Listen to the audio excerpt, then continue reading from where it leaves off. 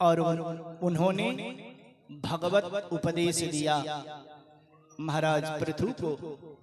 और महाराज पृथु उनसे भगवत उपदेश आत्मोपदेश प्राप्त करके आत्मनिष्ठ होकर के महाराज पृथु अभी अपने सभी कर्तव्यों का यथोचित रीति से अनुष्ठान किया और अनुष्ठान करके अपनी भार्या अर्ची के साथ अपने अनुरूप 5 पुत्र को उत्पन्न किया।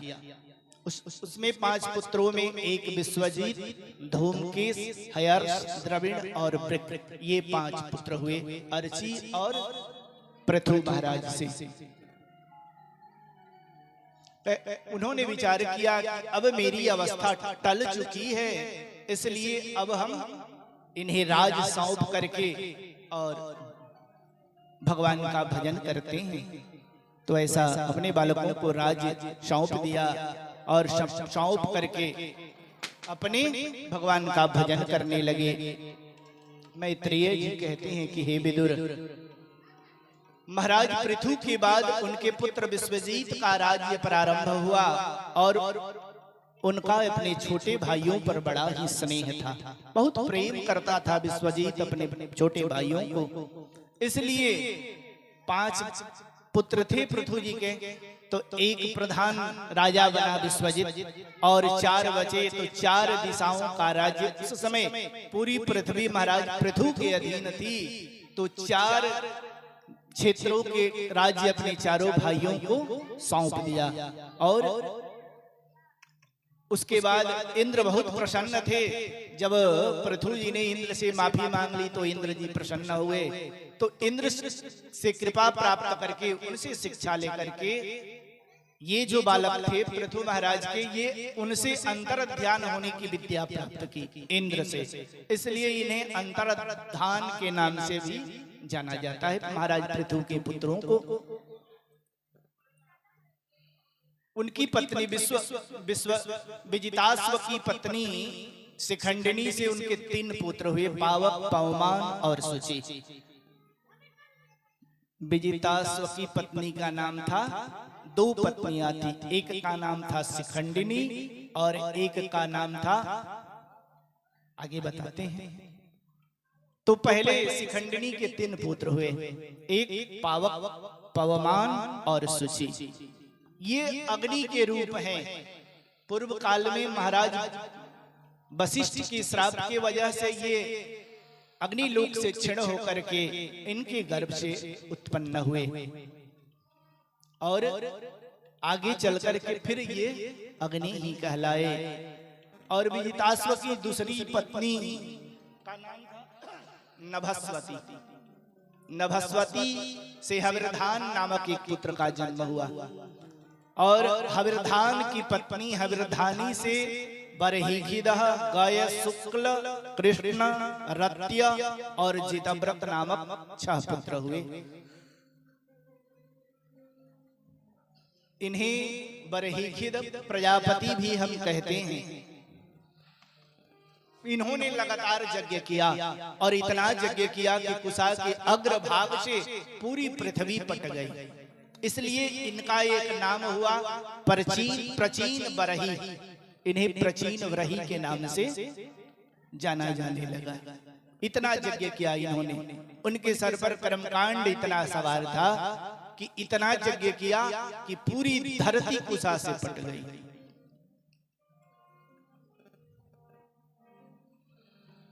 और इनकी पत्नी शतद्रु के गर्भ से प्रचीन वरही के प्रचेता नाम के 10 पुत्र हुए। वे सब बड़े ही धर्माचरण करने वाले धर्मज्ञ थे, धर्म के पालन करने वाले थे। उन्होंने विधि पूर्वक धर्म का पालन किया। समुद्र में खड़े होकर के 10,000 वर्ष तक भगवान रुद्र की तपस्या की। उनकी तपस्या से प्रसन्न होकर के भगवान रुद्र उन्हें दर्शन दिए और दर्शन देकर के उन्हें एक स्तोत्र का उपदेश किया। कहा कि तुम इस स्तोत्र का पाठ करो। जीतम ते आत्मविद युद्ध स्वस्थ रस्तु में भवताम राधसाराध सर्वात्मात्मने नमः।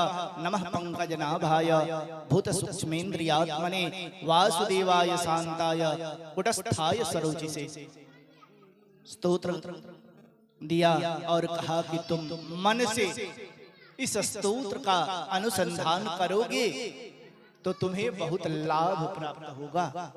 ऐसा उन्होंने, भगवान रुद्र ने उन्हें आदेश दिया और इसके बाद उन्होंने इस मंत्र का जप किया, भगवान को प्रकट भी किया और प्रकट करके उनसे आशीर्वाद लिया।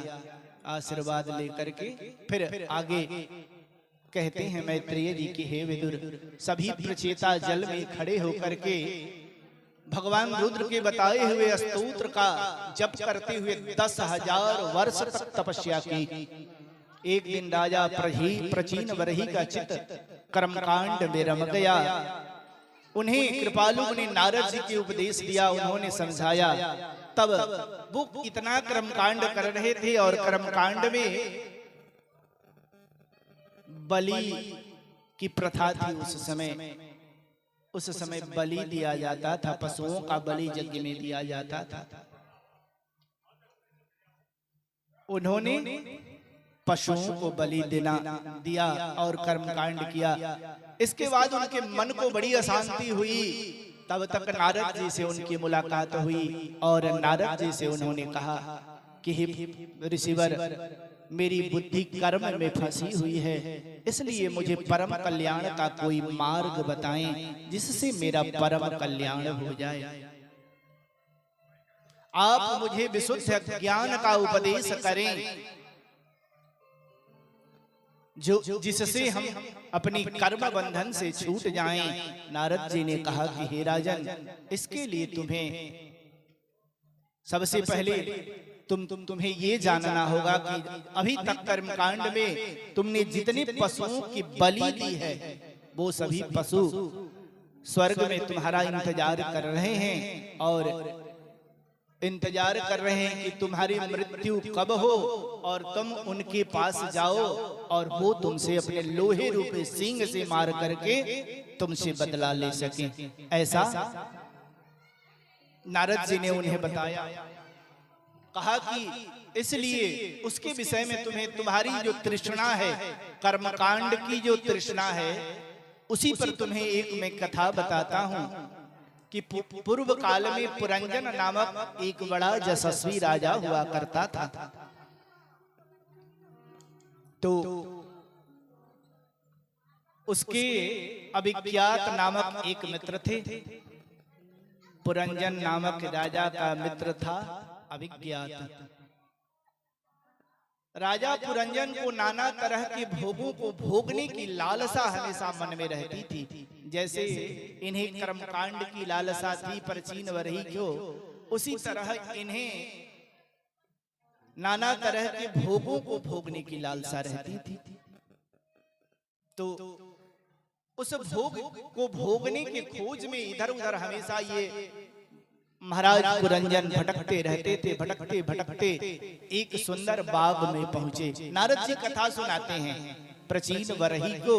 नारद जी से जब उन्होंने कहा कि ऐसी ज्ञान हमें प्रदान करे जिससे मेरा परम कल्याण हो, ध्यान से ना सुनो, अपना में बतियाए जाता बोली हम चुप हुई। बोल वृंदावन बिहारी लाल की जय। निक नइखे लगाते के चल जाई 10वां में बोली जा भजन गाइए महाराज। अच्छा नहीं।